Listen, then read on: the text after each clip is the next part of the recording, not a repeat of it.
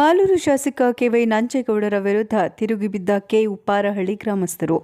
ಮೂಲಭೂತ ಸೌಲಭ್ಯ ವಂಚಿತ ಗ್ರಾಮ ನಮ್ಮದು, ಮುಂಬರುವ ಚುನಾವಣೆಗಳನ್ನು ಬಹಿಷ್ಕಾರ ಹಾಕುವುದಾಗಿ ಶಾಸಕರ ವಿರುದ್ಧ ತಿರುಗಿಬಿದ್ದಿದ್ದಾರೆ.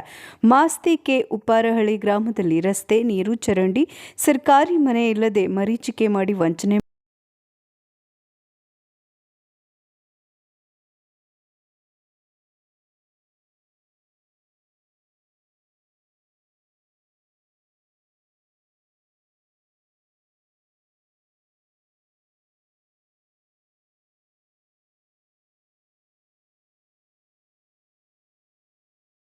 ಮಾಡ್ತಾ ಇದ್ದಾರೆ ಅಂತ ಗ್ರಾಮಸ್ಥರು ಹಾಲಿ ಶಾಸಕ ಕೆವೈ ನಂಜೇಗೌಡರ ವಿರುದ್ಧ ಹೆಗ್ಗಾಮುಗ್ಗ ತರಾಟೆಗೆ ತೆಗೆದುಕೊಂಡರು.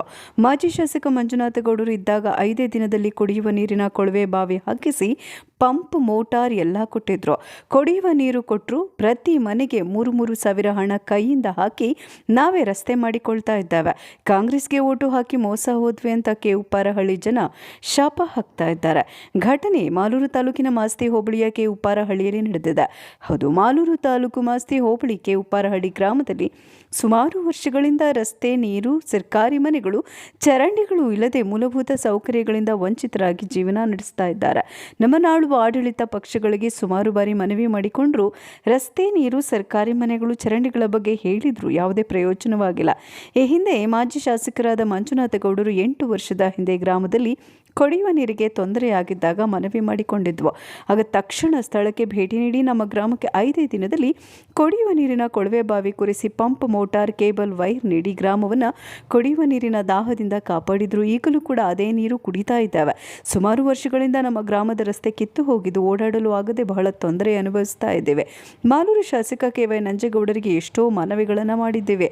ನಮ್ಮ ಗ್ರಾಮಕ್ಕೆ ಒಳ್ಳೆಯ ರಸ್ತೆ, ನೀರು, ಚರಂಡಿ, ಸರ್ಕಾರಿ ಮನೆ ನೀಡಿ ಅಂತ. ಹಾಲಿ ಶಾಸಕರು ನಮಗೆ ಮೂಲಭೂತ ಸೌಕರ್ಯಗಳನ್ನು ನೀಡುವಲ್ಲಿ, ಒದಗಿಸುವಲ್ಲಿ ವಿಫಲರಾಗಿದ್ದಾರೆ. ಬಡವರ ಪಕ್ಷ ಕಾಂಗ್ರೆಸ್ ಪಕ್ಷ ಅಂತ ಕಾಂಗ್ರೆಸ್ಗೆ ಓಟು ಹಾಕಿ ನಾವು ಮೋಸ ಹೋಗಿದ್ದೇವೆ.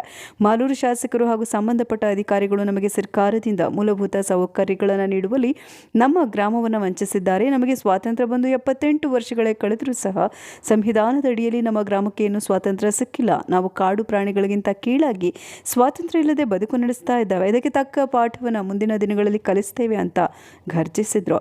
ಗ್ರಾಮದ ಪ್ರತಿ ಮನೆಗೂ ನಾವು 3 ಸಾವಿರ ಹಣ ತೆಗೆದುಕೊಂಡು ನಾವೇ ನಮ್ಮ ಸ್ವಂತ ಹಣದಿಂದ ರಸ್ತೆ ಮಾಡಿಕೊಳ್ತಾ ಇದ್ದೇವೆ ಅಂತ ತಿಳಿಸಿದರು. ಇನ್ನು ಮೂಲಭೂತ ಸೌಕರ್ಯಗಳನ್ನು ನೀಡದೆ ಗ್ರಾಮವನ್ನು ವಂಚಿಸುತ್ತಿರುವ ಅಧಿಕಾರಿಗಳಿಗೆ, ಆಡಳಿತ ವರ್ಗಕ್ಕೆ ಗ್ರಾಮದ ವತಿಯಿಂದ ಅಧಿಕಾರವಿರಲಿ ಅಂತ ಮನನೊಂದು ಶಾಸಕರ ವಿರುದ್ಧ ತಿರುಗಿಬಿದ್ದು ಹಿಗ್ಗಾಮುಗ್ಗ ತರಾಟೆಗೆ ತೆಗೆದುಕೊಂಡರು.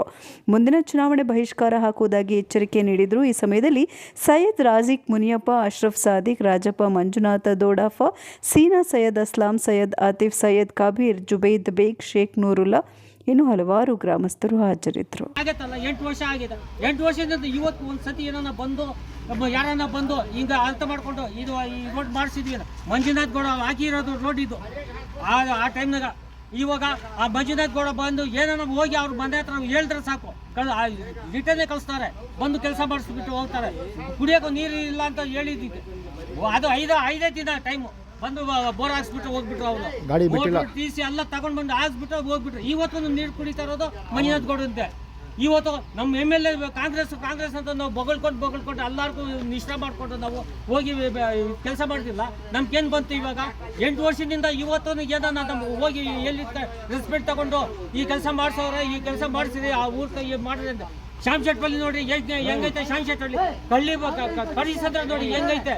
ಇವಾಗ ಈ ಸುಗಂಡಲ್ಲಿ ರೋಡ್ ಹೆಂಗೈತೆ. ನಮ್ಮೂರೇನ ಕಂಡಮ್ ಇರೋದು. ಅದು ಏನು ನಮ್ಮೂರ ಜನಗಳಿಲ್ಲ. ಈ ನಮ್ಮೂರು ನಾವು ಏನು ಅವ್ರಿಗೆ ಓಟ್ ಹಾಕಲ್ಲ, ಏನು ಈ ಒಂದು ಓಟು ಹಾಕಿಲ್ಲ ಏನು ಅವ್ರಕ. ಇವಾಗ ಎಷ್ಟು ನಾವು ಕಾಂಗ್ರೆಸ್ ನಾವು ಸಾಯ್ಕೊಂಡು ನಮ್ಗೆ ಬೇಕೋ ಕಾಂಗ್ರೆಸ್ ಅಂತ ಎಲ್ಲರೂ ನಿಷ್ಠೆ ಮಾಡ್ಕೊಂಡು ನಾವು ಓಟ್ ಹಾಕಿತ್ತ.